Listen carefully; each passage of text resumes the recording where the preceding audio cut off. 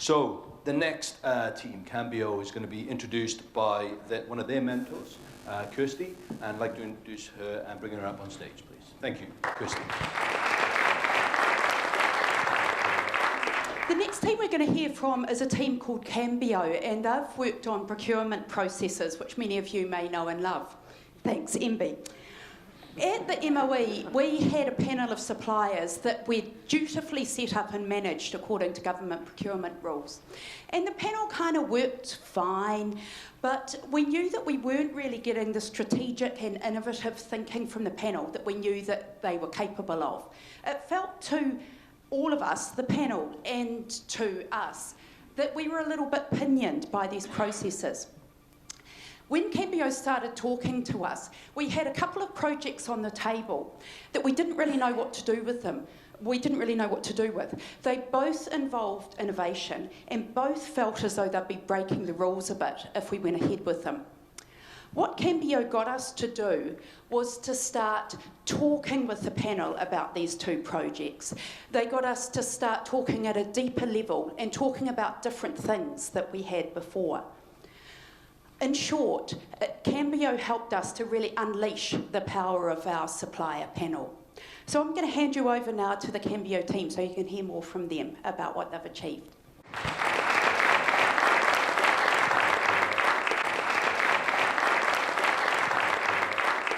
So my name is Mike Riversdale. I'm the lead entrepreneur for Cambio, and I'd like to talk to you all about the Cambio way. It's a pre-procurement process that gets suppliers and buyers to their outcomes quicker than you can at the moment. So, procurement. It can be costly, timely, and leave an awful lot of people feeling weary.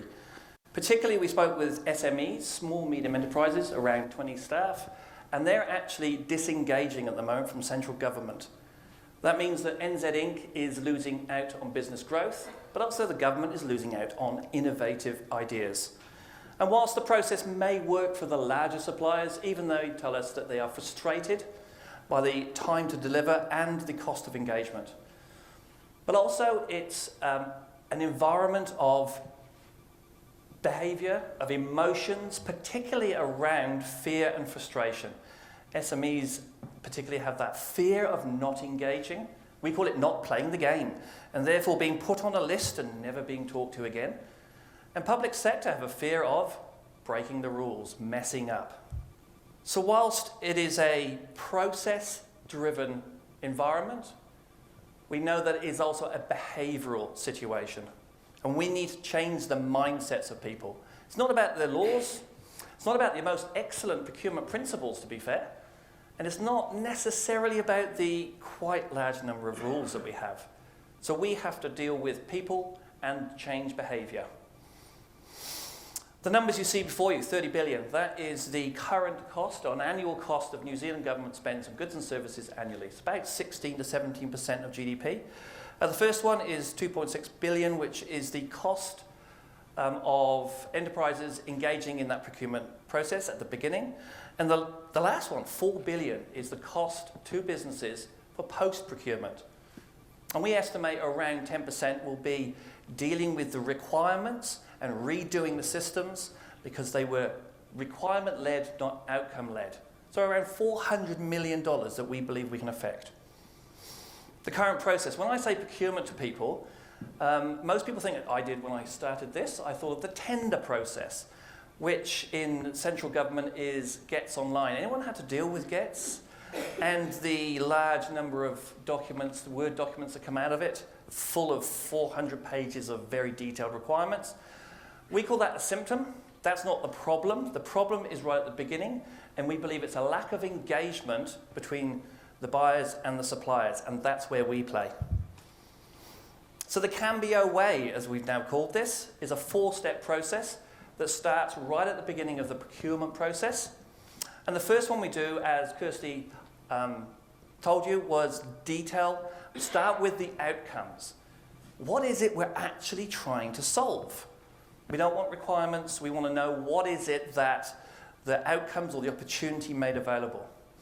And we worked with Cambio, worked with Kirsty and her team, and we had a beautiful light bulb moment when the team their team said, it's not these requirements that we're starting to write. It's not even the process that we're going through. This is our outcomes here, listed on the top of the document. It's outcomes-based and problem-based engagement that we believe and we now know will have an effect on the whole procurement process. And then there's a discovery phase. This is who should be in the room talking with the buyers, who are the suppliers who should be talking as well. We have a discovery phase where we have multiple tools, experience and facilitation that we can take them through. In particularly in the Ministry of Education, they had their panel of suppliers, but we were still engaged as a neutral party to not have the engagement in a serial process, but to bring everyone together in one room. And then we have this engagement, which is, right guys, let's all talk about the problem. This is an interesting one for suppliers. They're not allowed to talk about money. So no one's allowed to say, how much budget have you got? And you also, it can feel quite uncomfortable, and they told us as we went through that process, because they're all in the same room, potentially with competitors, and a little bit of IP spills out. However, when we asked them afterwards, what did it feel like? It was both energizing, they all knew what the buyer wanted, and they could go away and in their own way create solutions that fit the outcome. And the most pleasurable thing to hear was, can we have more of this, please? And then it's act. Okay, so everyone understands the problem, we're all going away, how do we get to delivering these solutions? There is the current system, of course, you can put out an RFP, people can respond to it, and away you go. We also believe that there are more modern and innovative ways of doing this. So we have a number of options, and in Kirsty's team, they chose two. One was a prototype for one of their projects. So they're working with a supplier to prototype their potential solution. And another one is they're going to release their leanest RFP ever. It's going to be totally outcomes-based. So whilst we have a number listed and documented in the Cambio way, let me just quickly take you through two. The prototype. The prototype is a good example of the modern way of moving from we understand the problem to here is the final solution. It's very iterative. You can work with multiple suppliers. And it gets from the tell me about it in the Word document type way to show me what you're trying to do. And the next one is called a bake-off. A bake-off is actually an excellent way of deciding which of the supplier or suppliers that you're going to engage with based upon a relationship. So you may have a number of suppliers that have basically the same widget, but you want to have a relationship, an ongoing relationship with them.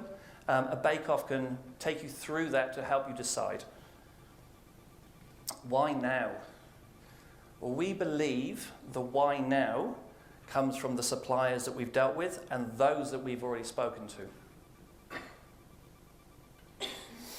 But does it work the Cambio way? Well, this is taking Kirsty's projects and we flipped it from 11 months of not being able to engage with suppliers to very quickly in the number of weeks we had to engaging and allowing them to now go towards a commercial agreement. But it's not just about getting there quicker and saving that money, it is also about the experience that both parties have in the procurement. Remember that fear and trust, frustration? Well, we went back to the suppliers and said, how does it feel now? Right at the one there, saves time and the buyer knows what they want. We're key. And what that means is they can now get to a solution far quicker than they could do before. They're not bidding blind. So who is Cambio? Cambio is a team of people who are also formally supported by the tech associations.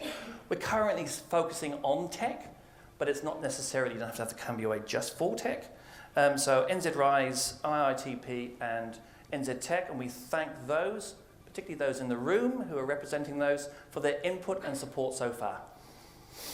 So who are Cambio? I'm Mike, as I say. I am 20 years in entrepreneur tech experience, working with, alongside, in, sometimes against the government. We have in the centre there Ed Strafford, who comes from the Ministry of Education, and he's recently been working on change management systems and realising the benefits from the UFB rollout. We also have Nigel Chang. He has 20 years experience in business analyst, business improvement, and he's a wicked bass player, as you're about to hear later. We're Cambio. We're different to all the others that you're going to see. We don't have a tech product.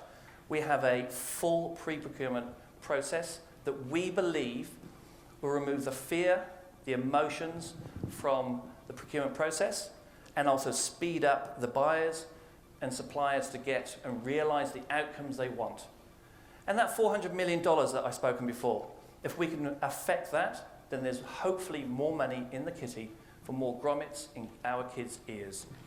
We'd love you to talk to us. If you have a project or have a program that you believe you would like to get realised in a far more modern and innovative way, come and talk to us at our stand. Thank you very much.